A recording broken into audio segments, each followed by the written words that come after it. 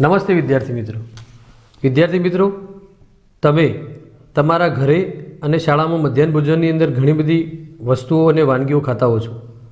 તો દરેક વાનગીઓમાંથી આપણને ચોક્કસ પોષક તત્વો મળતા હોય છે। એ પોષક તત્વોમાં પ્રોટીન હોય, કાર્બોદિત હોય, ચરબી હોય, વિટામિન હોય, ખનિજ ક્ષાર હોય અને સ્ટાર્ચ જેવા પોષક તત્વો આપણને મળે છે।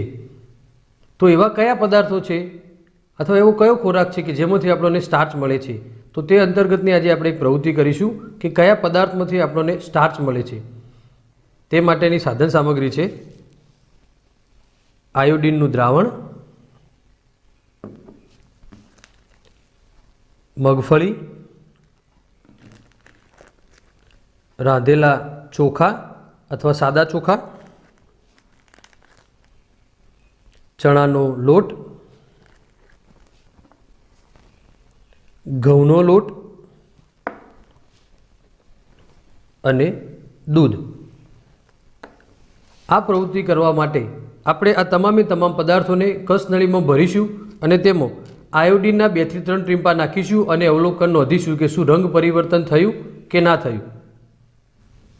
વિદ્યાર્થી મિત્રો, સૌ પ્રથમ આપણે ઘઉંના લોટની અંદર આયોડિનના ટીપા નાખી અને રંગ પરિવર્તન નોંધીશું।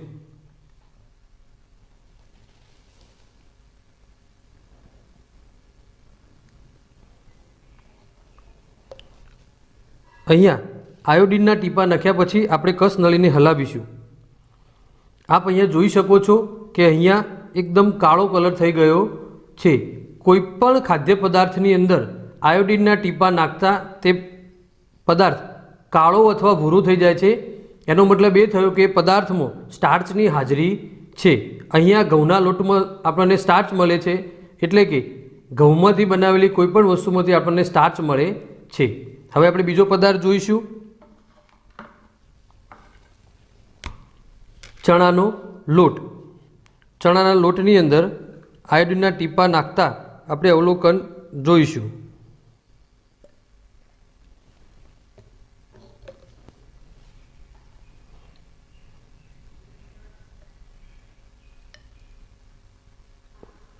ચણાના લોટની અંદર આપણે જ્યારે આયોડિનના ટીપા નાખીએ છીએ ત્યારે તેમાં કોઈ રંગ પરિવર્તન બતાવતું નથી। એનો મતલબ કાળો અથવા ભૂરો રંગ થતો નથી। એનો મતલબ એ થયો કે અહીંયા ચણાના લોટમાં સ્ટાર્ચની હાજરી નથી।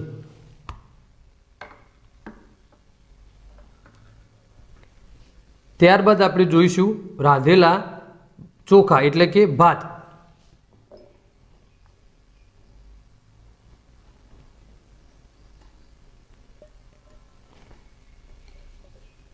વિદ્યાર્થી મિત્રો, અહીંયા આપણને દેખાય છે કે રાંધેલા ભાતની અંદર જ્યારે આપણે આયોડિનના ટીપા નાખ્યા ત્યારે તે કાળો રંગ થઈ ગયો છે। એનો મતલબ એ થયો કે રાંધેલા ચોખા અથવા ચોખામાંથી બનાવેલી વસ્તુમાંથી આપણને સ્ટાર્ચ મળે છે।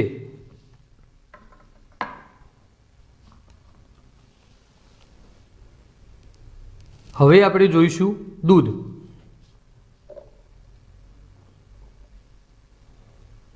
દૂધની અંદર આયોડિનના ટીપા નાખતા રંગ પરિવર્તન જોઈશું। દૂધની અંદર આયોડિનના ટીપા નાખતા કોઈ પણ રંગ પરિવર્તન થતું નથી, એટલે કે